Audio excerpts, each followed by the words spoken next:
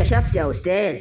كاتل الشاي بيتكلم. ايه يا عم، هو انت مش شايف حد في الدنيا دي غيري ولا ايه؟ ما ترحمني شويه. ايه يا كابتن، ما تقدم وظيفتك الطبيعيه وانت ساكت. ما دي المره ال17 النهارده اللي اقدم لك فيها وظيفتي وانا ساكت. انت بقالك 25 سنه كامل مكمل، لا ناقص رجل ولا عندك كرش حمو بيكا ولا صوت حسن شاكوش. ما بتقدمش وظايفك الطبيعيه ليه؟ فاقد الشغف يا كاتل يا اخويا والله. شغف ايه يالا؟ انت هتستعبط؟ بقالك ربع قرن مش وراك غير رمي النكت والافيه. هو انت ستاند اب كوميدي؟ وماله يا اخي، بحاول اخلي اللي قدامي سعيد. الكوميديا المبالغ فيها دي كشفت صراعاتك الداخليه يا استاذ. انت تايه بايظ حمار، علي ربيع في نفسك كده. لا ما اسمحلكش. علي ربيع ايه؟ طب على الاقل هو بيلم فلوس، انت بقى الهبل اللي بتعمله ده بتلم عبط زياده. هو انا جاي اتمرمط هنا؟ ده كله عشان كوبايه شاي. انت اصلا يا حمار ما بتحبش الشاي، ده انت بتسيبه قدامك بالساعات لغايه ما يبرد وبتشربه بمعدل التقطير. هو عصير مانجا. انا مستحيل اتكره على حاجه، يعني لما بحبش الشاي مش هعمل